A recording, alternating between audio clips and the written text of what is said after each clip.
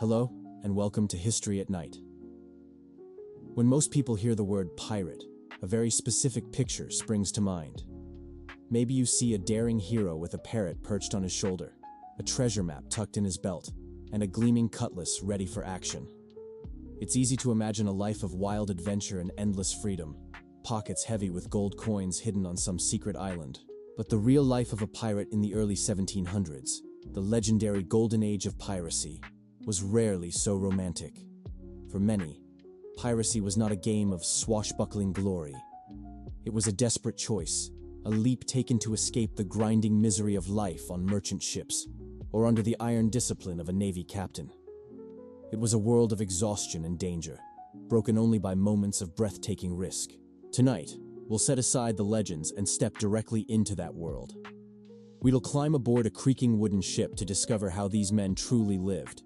Their surprisingly democratic rules, the meager food that sustained them, and the harsh realities that pushed ordinary sailors to trade long, joyless years of service for a short but self-determined life under the black flag.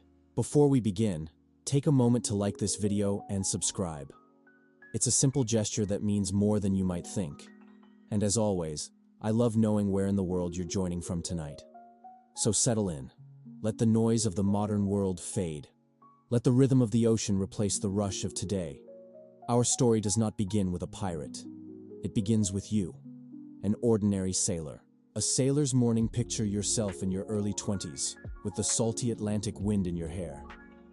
You're neither hero nor villain, just a working seaman on a small, dark wooden merchant ship that creaks endlessly as it crosses the vast Atlantic. It's 2 hours before dawn, and already your bones ache with fatigue. You were shaken awake an hour ago, not by a gentle touch, but by the gruff bark of the boatswain, the deck officer whose job is to keep everyone moving. Your hands are cold and cracked, rope burned from weeks of hauling the salt-stiff rigging that controls the great canvas sails above. The air is damp and heavy with salt spray. A sticky chill clings to your clothes and settles deep in your bones. Every muscle, from your neck to your calves, throbs from yesterday's labor, and from the day before, and the day before that. It has been 6 endless months since you left the port of Bristol, and this is your life. Grinding work, day after day, beneath a sky that feels infinite and indifferent. This is 1716. Adventure is not the right word. This is survival. Endless labor, miserable pay. Your ship is a floating island of perhaps 30 men, and the work never stops. You climb the swaying rigging to reef or unfurl the sails, balancing on ropes 100 feet above the rolling sea. Nothing but cold, empty air beneath your boots. You work the pumps to keep the bilge water from flooding the lower decks. You scrub and patch and tar every plank of wood to keep the ocean from eating through. And for this back-breaking labor, you are paid a pittance, if you are paid at all. As a common sailor on a merchant vessel, you receive no wages until the voyage is completely finished. If the ship sinks, you get nothing. If disease or accident kills you mid-journey, your family back home gets nothing.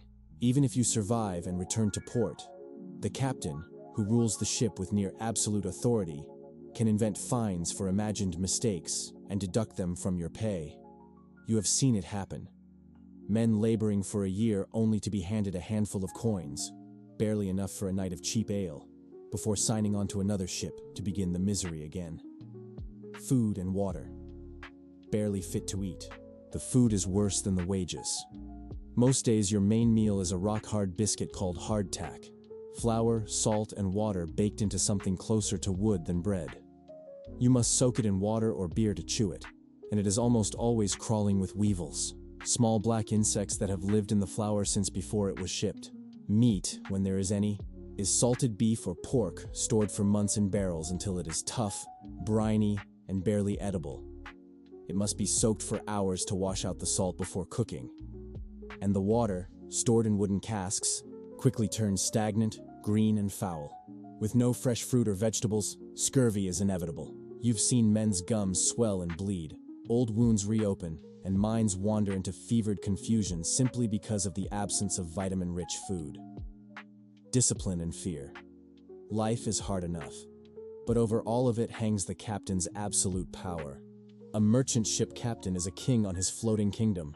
His main instrument of law is the caddo, 9 tails, A whip with 9 knotted cords capable of tearing flesh to ribbons. A single shouted order ignored. A rope tied too slowly. Even a face he simply dislikes can earn you a flogging. There is no trial, no appeal, only pain and humiliation. And you are among the lucky ones. Many sailors never even choose this life. Royal Navy press gangs roam the docks, seizing men off the streets or dragging them from other ships and forcing them into service. Naval life is harder still. Brutal discipline, endless drills, and the constant risk of dying in a cannon battle that can turn the deck into a slaughterhouse of splintered wood and flying iron. This is your world. Endless labor, rotten food, stolen wages, and the shadow of sudden, violent punishment. It is a life without a future, only an endless cycle of voyages until disease or the ocean finally claims you. Dawn bleeds slowly into the sky, a pale band of silver opening along the rim of the world. The watch changes, boots scuff, canvas sighs. Somewhere below, the pumps thump in their steady, weary rhythm. You lean against the rail, blinking salt from your eyes, when someone at the foremast calls out, low at first, then louder. "Sail, to windward!" You squint into the glare, hand to brow. At first, it's only a smudge, then the smudge resolves. A sleek hull, sharper and lighter than the fat-bellied merchantmen you've known. Its masts rake back with a hunter's grace. The ship rides high, fast and sure, her sails trimmed to drink the morning wind. No ensign flies from her peak. Not yet. A tightness coils through the deck crew. No words, just a shift in the air, a prickle at the back of the neck. The bosun's whistle cuts a shrill line through the dawn. Orders snap, lines creak, the helm answers. Your captain's voice is steady but higher than usual, pushing the ship to wring every breath of speed from weathered canvas. The stranger grows, clean lines, a disciplined wake, and then a puff of white blooms from her bow like a flower exploding in winter. A heartbeat later, the sea in front of your ship erupts. The warning shot booms across the water and thuds in your chest. Your captain knows the code. Heave to. There is no honor in getting men killed to protect a cargo insured by men in warm London parlors. You watch as hands scramble to spill wind, your ship easing off, shuddering as sails luff and crack. On the stranger's mast, a pennant finally unfurls, black, with pale shapes upon it that need no explanation. The deck stills. No one breathes. They come alongside with frightening competence. Grapnels whir, lines fly, fenders bump and squeal. Then they board, not as a drunken mob, but as an organized team. Weapons ready but muzzles down, eyes scanning, feet planted wide. The smell of tar and gun oil rides with them. You recognize their hands at a glance. Rope-bitten palms, nails black with pitch. Sailors, like you. Officers are disarmed first. Quick, practiced motions. The crew is gathered midships, squeezed by the pressure of bodies in fear. A man steps forward, not the captain but the one whose posture says he doesn't need to shout to be obeyed. He's broad, lean, weather inlaid. He wears no gaudy finery, only a sash heavy with pistols and a cutlass blackened to kill the shine. "Stand easy," he says, voice level. "We're not here for blood. We're here for cargo and for volunteers." A murmur runs through your crew, a crackle of static. Volunteers? He introduces himself as the quartermaster, the ship's steward of justice and voice of the men. His words are measured, like he's delivered them many times and still means everyone. "Keep your heads, and no harm will come to common sailors. We fight owners and tyrants, not hands. If any man is tired of empty promises and stolen wages, step forward. You'll be offered articles, the agreement by which we live. Equal vote, fair shares, no tricks with pay." You feel the tug in your chest before you admit it's there. The quartermaster's gaze passes over the pressed crew, lands for a second on you, noticing. He doesn't smile, but something like recognition flickers. A man who has stood where you stand. A man who broke out. Your captain is pale. He tries to muster some iron for show, but even the officers seem relieved the pirates are disciplined and not hacking indiscriminately. In that fragile quiet, the quartermaster nods to a few of his men, who begin checking the hold, cataloging goods, and locking down any powder or arms that might spark a stupid death. Then the offer comes again, simple as bread. "If you'd rather a share than a wage, step across." No one moves. Pride pins the first second to the deck. Then a thin youth 2 paces down from you shifts, lifts his chin and takes 1 step. The spell breaks. Another follows. You don't remember deciding. Your feet are already moving. You step. The quartermaster's head dips. Nothing more than acknowledgement. Hands off, lads, he tells his crew. They join freely, or not at all. A small skiff of fear bumps your ribs. What if this is a trick? But the pirates stand easy, weapons still but never sloppy. A man passes you a dented pewter cup. The liquid within is a burnt amber that smells of heat and molasses. Grog, he says, to wash off the stink of bad captains. It hits your tongue like wildfire and cinnamon bark, diluted but honest, and in that swallow a year's worth of resentment unknots. You cough and laugh at the same time. Someone claps your back. For a moment you are weightless, the deck rising under your feet like a wave and not like a prison floor. Your old captain barks something brittle and formal. The pirates ignore him with professional courtesy, as if to say, "We've no time for theater." A boarding book is produced. Goods are tallied, fragile items secured, nothing wantonly smashed, no petty cruelty. The contrast stings. This is order with a purpose that includes the men who risk their skins to achieve it. When the cross-decking is done, the quartermaster gestures. Bring them over. You and the other volunteers are guided, not dragged across the fenders and lines, onto a deck that smells of tar, salt, and a sharper tang of oiled iron. Your old ship falls astern at last, poorer of cargo and a few souls, rich only in the relief of having survived. The pirate crew breaks into efficient movement. Lines cast off, sails fall and belly, the ship hardens to the wind with a predator's grace. "Welcome aboard," the quartermaster says. "Now we do things properly." He leads you to the mainmast, where a small sea chest is set on a coil of line. He opens it and draws out a parchment that has been folded and refolded until its creases are as permanent as scars. The edges are tar dark. Wax stains dot the margins.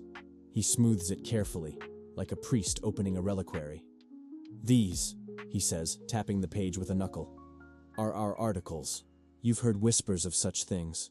Pirates who vote, pirates who elect their captains, pirates who divide plunder by agreed shares instead of promises written in disappearing ink. It sounded like tavern fantasy. Now the parchment is real as the salt drying on your lips." He reads, not droning, but plainly, point by point, the way a carpenter lists the tools he trusts. Equal vote in great matters for every man aboard. The captain commands in battle, but in the calm, he is a man among equals. No wages, only shares. The captain may take 2 full shares, the quartermaster 1.5. Skilled hands like the surgeon or carpenter receive a little more. Common sailors take 1 share each, no docking, no invented fines. Arms kept ready, pistols clean, flints sharp, cutlasses oiled. Neglect endangers all. Disputes settled cleanly, by duel ashore or by agreed arbitration, so the ship does not rot from inside. No lights after 8 bells below decks, no open flame to court the hungry god of fire in a wooden world. Compensation for wounds. A man who loses a right arm receives 600 pieces of 8. A left arm, 500. A leg, similar. An eye, 100. Paid from the common stock before any division. No brother left to beg. The words strike like hammer blows driving home iron nails. Not poetry. Promises you can touch. When he finishes, the quartermaster looks out over the gathered faces, old hands and new, a jury of peers afloat in the empty courthouse of the sea. "If you accept these terms," he says, "you add your mark, and the company accepts you. If you do not, we can set you safe ashore at the next chance." He offers a quill. Your fingers shake, not from fear, not exactly, but from the gravity of choosing. You dip the nib and scratch your name like a man carving a door where there was only wall. The other volunteers sign. A quiet cheer ripples, not loud, not showy, recognition. A small pouch is brought forth, 2 or 3 Spanish dollars, a starter's stake from the last prize taken, pressed into each new hand with the instructive nod of a guild master, giving a first tool. "You'll earn the rest," the quartermaster says. "We'll show you how not to lose it." The practicalities begin at once. A boatswain's mate walks you through the layout of your new world. The cleaned, Uncluttered gun deck, where iron mouths stare from neat ports. Spare spars lashed ready. Shot pyramids bound and balanced. Sand casks for traction when the deck runs red. The powder room smells like cold minerals and care. You notice where clutter should be and is not. Space carved for action, for speed. Below, in the low-bellied gloom, hammocks hang in ordered ranks, breathing with the ship. You are shown the trick of lying diagonally to let the canvas cradle the long bones of your body, so the roll rocks you rather than flips you. There is no privacy, and yet, to your surprise, also no barking overseer, no ready whip. Conversation hums. Tools click and rasp. Someone laughs. The sound does not punch downward. Back on deck, a weathered hand puts a pistol into yours. Heavy, honest, a touch of oiled walnut and metal. Keep her dry, the man says. Swab before priming. Treat her like she bites, because she does. He shows you the cutlass, shorter than a naval hanger, built for close work where a yard of steel is a liability. You practice a few guards. The weight speaks a language your body begins to understand. Work calls. The watch is set. 2 companies trading 4 hours on, 4 off, a drumbeat that never ends. You reef, you splice, you pay the seams with oakum, driving fiber into the hungry gaps between planks, then pay with hot tar, sealing out the sea's endless patience. You climb to the crow's nest, where the world becomes a circle of blue forever. You learn the signs your new mates prize, how a sail throws light when it has fat with wind, how a convoy moves like a herd, how a naval ship wears discipline like a tailored coat you can spot at miles. Between tasks, there's food. Familiar in form but better in spirit. Hardtack, yes. Salt beef, yes. But the cook has a way of coaxing flavor from small mercies. A pinch of spice from a plundered locker. A squeeze of lime when fortune smiles at a friendly cove. And there is choice. To drop anchor by a green island and hunt. To set lines for tuna. To smoke meat over a driftwood grate until the scent buries itself in your memory like a warm ember. When the sun sinks and 8 bells sound, lamps are doused below. The ship darkens into a constellation of careful light, a world that breathes with the wind, that creaks like old leather and whispers along the keel. You sway in your hammock. The deck above you murmurs with the passing of feet. Someone hums a tune from Jamaica, another answers from Bristol, and the call and response makes a bridge that no chart could draw. You think of the captain, your captain now. Earlier in the day, he walked the deck with a navigator's alert calm, not strutting, not bullying. In his eye, you recognized a flint that will spark to flame when the chase is on. The men nod to him, and he nods back. In battle, his word will be law. In peace, he will step down from that height and become a citizen again. A balance, a check, a promise that the black flag does not swap one tyrant for another. Sleep finds you quicker than you expect, not from exhaustion alone, but from a strange and steadying thought. For the first time since you first set foot on a deck, the ship and your fate feel aligned. Your labor curves back toward your own share, your own vote, your own name inked where it counts. Far off, somewhere in the moonlit dark, another sail breathes. The lookout will see it. A decision will come, not from a lash, but from a council and a captain whose power rises only as high as the guns demand. When the moment cracks open, you will be there. Pistol dry, cutlass ready, not as a replaceable hand, but as a brother with a voice. And if the sea takes you in the end, as it takes all men, it will at least be after you have stood on your own feet, under your own chosen flag, with your life spent and not extracted. The following morning, pale sunlight filters through the hatch, carrying the scent of warm tar and salt. You wake not to the bark of a bosun, but to the steady creak of timber and the soft conversation of men already at work. No whip snaps, no voice curses late sleepers. For the first time since you first went to sea, you wake on your own breath. As you swing out of the hammock, the quartermaster is waiting near the mainmast. He gathers everyone, old hands and new recruits like you, into a half circle. This is no idle assembly. Today, the ship will vote on critical matters, and every man aboard will speak with one equal voice. A small chest is carried forward, scarred and stained with wax and salt. Inside lies the ship's articles, the living constitution of this floating republic. Yesterday you signed your name. Today you watch democracy unfold on the open ocean, electing and balancing power. The quartermaster begins by reading the agenda, his tone plain and unhurried. First on the list, ratifying the captain. Though the crew trusts their seasoned master, every man, including the captain himself, must stand before the company to be reconfirmed. He steps forward, a tall figure with wind-burned cheeks and sharp, attentive eyes. There is no swagger. "You know me," he says simply. "You know I can read the stars and drive a chase. You know I won't waste lives for vanity. If you believe another man can do better, speak now." A pause. Silence but for the hiss of the sea against the hull. One by one, men voice their support. A show of hands follows, unanimous. The captain bows slightly. "Then I serve at your pleasure. And remember, if ever I fail you, you may vote me out before sunset." The second office, and in many ways the heart of daily life, is the quartermaster himself. His role is to balance the captain's power. If the captain commands in battle, the quartermaster governs in peace, settling disputes, issuing supplies, distributing plunder, enforcing the agreed rules. He too stands for approval and receives it with the same quiet formality. What unfolds before your eyes is astonishing. In a world where kings claim divine right and merchants rule with whips, these outlaws have built a system of checks and balances every bit as deliberate as any parliament. The ship is not anarchy, it is consent and contract at sea. Shares. Instead of wages, next comes the matter of shares, the lifeblood of pirate economics. Instead of the meager wages of merchant service, everything captured will be divided exactly as promised. Captain, 2 full shares. Quartermaster, 1.5 shares. Specialists, the gunner, the surgeon, the carpenter, 1.25. Every common sailor, including you, 1 full share. No deductions for food, no mysterious fees.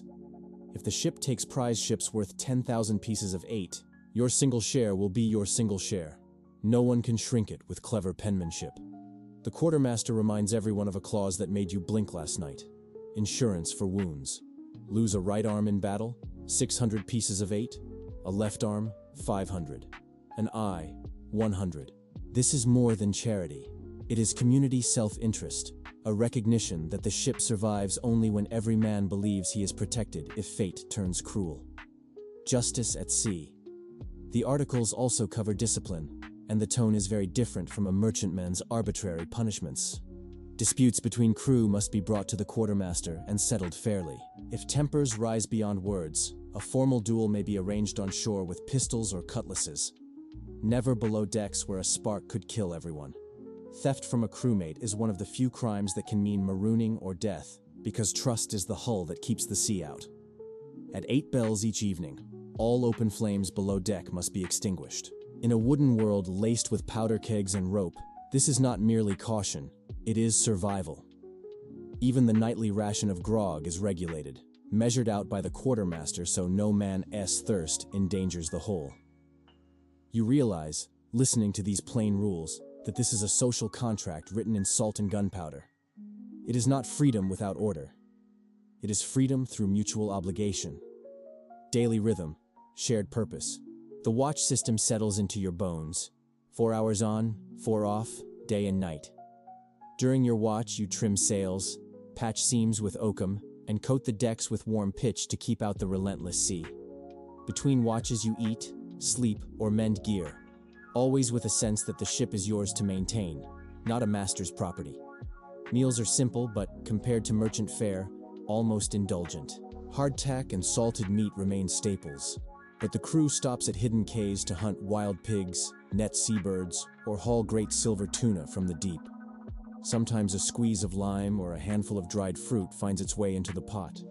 A small difference in ingredients means a vast difference in spirit. You eat because you choose to, not because someone grudgingly spares the cost. Even grog tastes different here. On a merchantman, it was a tepid ration. Aboard this ship, it is a shared ritual, a moment when laughter and sea ballads rise into the dusk and the black flag above you seems to breathe like a living thing. A floating republic weeks pass in this rhythm, and you begin to see the deeper pattern. The captain leads in war but relinquishes power in peace. The The quartermaster keeps order, but only with the crew's trust. Decisions, from where to hunt the next prize to whether to risk a stormy shortcut, are debated openly. Sometimes the vote is close and heated. Sometimes it is swift and unanimous. But always, when the verdict is spoken, the crew moves as one. This, you realize, is government by consent in its rawest, most practical form. Long before revolutions thunder on land, out here a society of outcasts has built a working model of democracy at sea. You came aboard for survival and a chance at gold. What you have found is something rarer: self-determination. Your labor now curves back toward you. Your voice carries weight, and even danger feels different when it is faced together, and by choice. Far off on the horizon, a pale sail winks in the sun. The lookout calls down, and the ship stirs with a single breath. A vote will decide the next move, and whatever the outcome, it will be your decision too. The days ahead stretch like an endless blue plain, yet every moment is laced with quiet tension. Life aboard your new ship settles into a rhythm that feels both foreign and strangely natural. 4 hours on, 4 off, a cycle measured by the sea rather than clocks. Yet beneath the routine lies a current of anticipation, because every watch could end with a single cry from the crow's nest that transforms monotony into pure electric danger. Life between hunts. The work is relentless but purposeful. You and your crewmates reef and trim sails, scrape barnacles from the hull, and endlessly pay the seams with oakum and tar, sealing out the ever-patient ocean. You repair lines, polish weapons, and keep the cannons spotless and primed, each one a black-mouthed promise of survival and profit. It is hard work, but never meaningless. Every task is an investment in the ship's speed and power, in your own chance to live and earn. There is no bosun cursing idlers, no captain's whip striking backs for show. Instead, there is a quiet pride. Each man knows the vessel, as strength is the company, its lifeline and his own. Food improves as the weeks lengthen. You roast freshly caught fish over driftwood fires when the ship anchors at hidden cays, or smoke wild pigs on a makeshift buccaneer grill, the fragrant smoke drifting across turquoise lagoons. The difference between this and the worm-riddled hardtack of merchant service is more than taste. It is freedom made edible. Nights bring their own kind of magic. After the final bell, when lanterns are snuffed to keep the powder safe, the ship becomes a vast, dark cradle under a sky thick with stars. Someone hums a low sea ballad. Another answers from the shadows. Hammocks sway with the slow breathing of the sea. You sleep not because exhaustion demands it, but because the ship and the sky conspire to draw you down. The signal from the crow's nest. One pale afternoon, the monotony breaks. A faint cry drifts from high above. Sail to leeward. In a heartbeat, the deck is alive. Men scramble to their stations. The captain strides forward, eyes narrowing as he lifts his spyglass. The air tastes suddenly sharper, like iron before a storm. The lookout's voice carries again. Merchantman, full rig, moving heavy. A perfect target. The crew surges into action with practiced efficiency. Sheets are hauled, braces set, and the ship heels as she takes the wind. The black flag remains furled for now, a secret knife held behind the back. The chase is on. Hours slip past in a blur of rope and sail. The ship gains steadily, her sharp hull eating distance. The merchantman wallows ahead, heavy with cargo, unaware of the predator closing from the horizon. Then, as the range narrows, the captain gives the quiet order. Run up the colors. The black flag unfurls in a single dramatic snap, the Jolly Roger dancing against the sun. The dance of battle. The merchant crew panics. You can almost feel it. The frantic trimming of sails, the confused shouting on their deck. But their ship is slow, their guns few. The captain waits until the distance is perfect, then raises a hand. A deep boom shakes the deck as the first cannon fires. A warning shot, iron skipping across the waves like a giant stone. It is both threat and courtesy. Heave to, and we may spare you. Sometimes the quarry surrenders quickly. Sometimes pride or desperation sparks a fight. Today the merchantman hesitates too long. Fire for effect, the captain roars. The ship erupts in thunder. Broadside guns belch flame and smoke. Recoil jolts through your legs, a living thing. You hear the enemy's timbers splinter even before the next command. Reload and ready. Within minutes, the merchant captain strikes his colors. White cloth flutters at the masthead. Surrender. A shout rises from your deck, fierce but disciplined. Grappling hooks fly. The two ships kiss hull to hull with a groan of timber. Armed boarding parties surge across, weapons ready but minds cool. The quartermaster oversees the seizure, ensuring cargo is tallied and crew unharmed, true to the code. Spoils and shares. When the prize is secure, the real business begins. Bales of silk, casks of wine, boxes of silver coins. Each is recorded with care and locked under guard. Even captured weapons and powder are noted. Back aboard your own ship, the quartermaster stands by the open chest of silver and reads the figures aloud, his chalk tally clear for all to see. You watch with a strange sense of wonder as mathematics becomes justice. First, the wounded are compensated according to the articles. A gunner who caught a splinter in the leg receives his due in full view of every man. Only then is the remaining treasure divided. Captain 2 shares, quartermaster 1.5, you and every able seaman exactly 1 full share. No secret deductions, no invented fines. You hold in your hand a purse heavier than a year's wage on a merchantman. And this is just the beginning. The taste of freedom.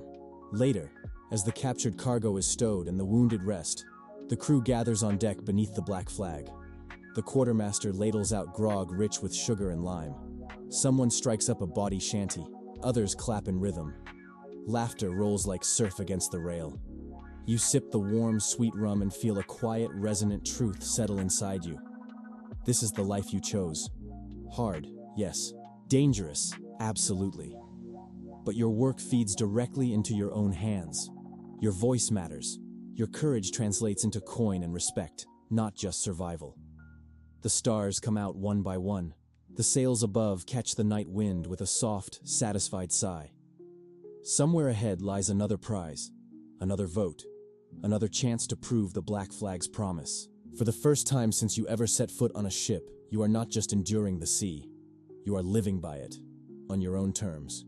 The days following a successful prize bring a rare calm. The holds are full, spirits are high, and for a time the ship seems to breathe easier. Yet life under the black flag never slows for long.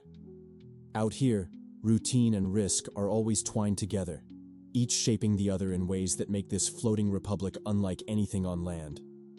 What strikes you most as weeks pass is how deeply the crew relies on trust. There are no chains, no forced labor, no hidden masters. Every man aboard has chosen this life, and that single fact creates a bond stronger than any rope. You feel it when 2 sailors settle a quarrel. Instead of snarled insults and flying fists, they call on the quartermaster, who listens, weighs, and decides. If tempers can't cool, a formal duel is arranged, never below deck, with rules to keep the ship safe. The loser's pride may bruise, but the ship remains whole. It is a harsh kind of fairness, yet it keeps violence from festering in the cramped quarters where 80 men sleep only an arm's length apart. At night, the hammocks sway in gentle rhythm, and conversations stretch across accents and nations. A former merchant seaman hums a Welsh lullaby. A runaway African bondsman adds a soft harmony. A carpenter from the Dutch coast tells of winters when the sea turned to stone. Each story stitches the crew tighter. You begin to understand why pirates call one another brother and mean it. This fellowship is more than camaraderie, it is insurance. Every man knows that if a musket ball tears through his shoulder, or a storm sweeps him overboard and leaves him half dead on a beach, his share of treasure and his promised compensation will still reach his mates or family. The code ensures that no one is left to starve or beg. It is a social safety net decades ahead of anything most kingdoms provide. Myths and night watch. Still, sailors are sailors, and the ocean's mystery breeds superstition like barnacles on a hull. You hear stories whispered on the dog watch, glowing lights that dance along yardarms, St. Elmo's fire, said to be spirits of drowned mariners guiding the ship. There are tales of ghost vessels that glide silently across moonlit seas and of strange sea creatures, half fish and half human, that sing men into madness. Some scoff, others swear on their lives. But when a sudden squall blots out the moon and lightning forks the black sky, you feel those legends stir in your chest. The sea is alive, and every man knows it. Night watches feed these stories. Perched high in the crow's nest, you spend long hours scanning the infinite dark. The ship groans softly below. The stars wheel overhead. Sometimes the silence is so deep, it feels like you are suspended between worlds.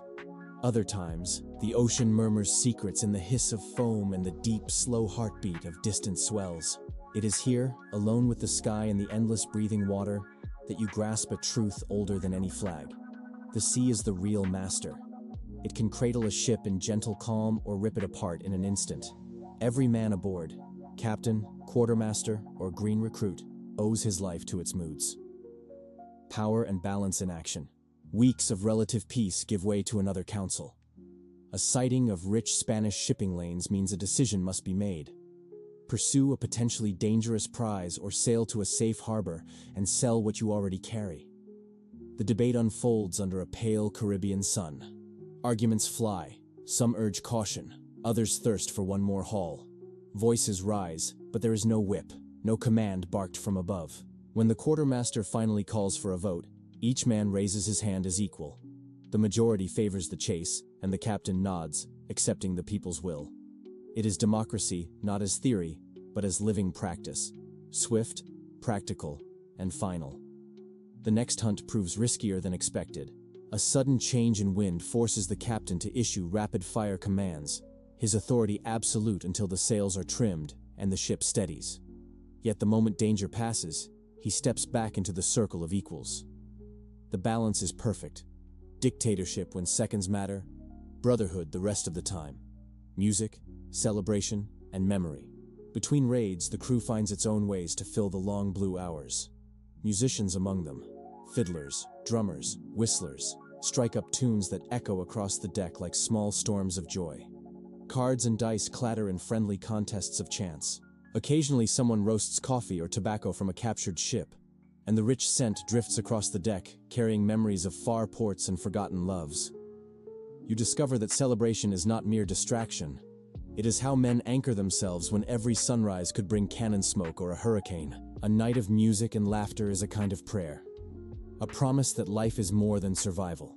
A sea that never sleeps.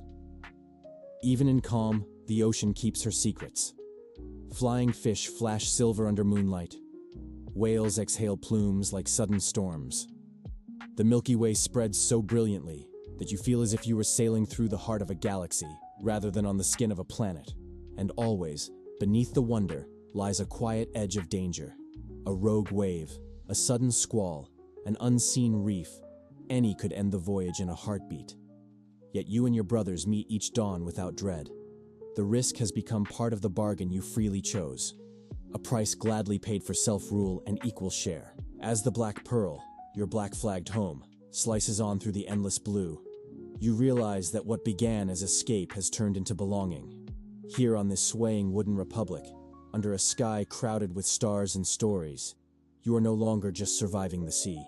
You are living inside its myth, part of a brotherhood whose laws are written in salt, courage, and freedom. Weeks slide into months, and the ship you once boarded as a trembling newcomer now feels as natural as dry land once did. The Black Pearl, your home under the black flag, has become more than a vessel. It is a floating world where you live by your own vote, your own labor, and your own courage. Freedom, measured in salt and stars. On a clear night, you lean against the rail and watch the Milky Way spill across the heavens. The smell of tar and sea salt hangs in the air. Below deck, muffled laughter rises from a dice game. Somewhere forward, someone plays a slow tune on a fiddle. You think back to that first life of endless toil and empty promises. Hardtack crawling with weevils. Water turned green in barrels. Wages stolen with a captain's shrug. The memory feels distant, almost like a story told by someone else. Here, every rope you coil, every cannon you scrub, every watch you stand feeds directly into your share and your voice. The hardships are real. Storms that hammer the deck until masts groan. Sudden battles where a single spark could turn the hold into a fireball. But they are hardships you accepted freely. And because you chose them, they carry a strange sweetness. Even danger tastes different when it is faced by brothers who chose each other. The world beyond the horizon. Yet the ocean is never static. Ports whisper of change. European empires tighten their trade routes and dispatch faster warships. Governors once willing to look the other way so long as they shared a cut, now bow to political pressure. Stories filter back of Royal Navy frigates patrolling the Windward Passage and new laws declaring pirates enemies of all mankind. The world of easy prizes is beginning to narrow. You and your crewmates debate these rumors by lantern light. Some argue to retire with your earnings to a hidden cove or a quiet farm. Others hunger for one last great score before the noose tightens. Whatever course the vote decides, you know one thing. You will decide together. No king, no governor, no admiral will dictate the fate of this ship. Even if the end of the Golden Age of Piracy is near, its final chapter will be written by those who live it. Lasting impact of a pirate republic. Looking around the deck, you realize that this life, brief and perilous, has left a mark far beyond plunder. The pirate code you signed is more than shipboard law. It is a blueprint for a new kind of society. Centuries before revolutions and constitutions on land, these outlaw crews built floating democracies where every man had a vote, regardless of birth or wealth. Power was divided, so no single leader ruled in war and peace alike. Welfare existed, guaranteeing compensation for injury and care for widows and children. Historians yet unborn will argue that the pirate republics of the Caribbean and the American coast were early laboratories of democracy, proving that ordinary people could govern themselves fairly and effectively, even in the harshest conditions. You have lived inside that experiment, felt it in the calloused handshake of a brother sailor, in the even division of a captured treasure, in the quiet dignity of a captain stepping back into the circle of equals once the cannons fall silent. A closing horizon. Eventually a vote is called. The ship will steer for a hidden bay to careen her hull and rest the crew. The decision is practical. Barnacles slow even the swiftest predator, and fresh food will renew strength. But it carries something deeper. A pause, a chance to take stock. As the Black Pearl glides into a secret cove ringed by palms, the water turns a luminous jade. You help beach the ship and watch as men scrape and tar the great wooden hull. Others roam the island hunting pigs and gathering fruit. Fires crackle. Laughter and the smell of roasting meat drift through the trees. That night, under a sky so crowded with stars it seems to tremble, you sit with your comrades on warm sand. Someone passes a bottle of dark rum. Someone else begins a song so old and low it seems to rise from the ocean itself. You drink, and the taste is like the first cup of grog that sealed your choice months ago. Freedom distilled.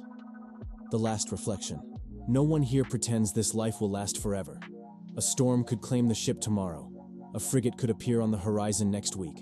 A lucky cannonball could end the experiment in a heartbeat. But that is not tragedy. It is truth accepted. You left a world where others held every card. Captains who whipped and stole, merchants who grew fat on your labor, kings who pressed men into war. You chose instead a world where risk is real but ownership is shared, where justice is argued face to face, where the reward of courage and skill falls into the very hand that earns it. As the tide slides back and the moon draws a glittering road across the water, you understand the heart of piracy's golden age. It was not merely theft or rebellion. It was a brief, fierce proof that men and women, cast out of empires, could govern themselves with fairness and courage. The fire dies to embers. The sea breathes in and out. Tomorrow, the Black Pearl will raise her sails again, carrying her republic of exiles into the wide and waiting dark. And if the ocean finally claims you, as it will claim all, it will do so on your own terms, beneath a flag you chose, with a life that was wholly, defiantly yours.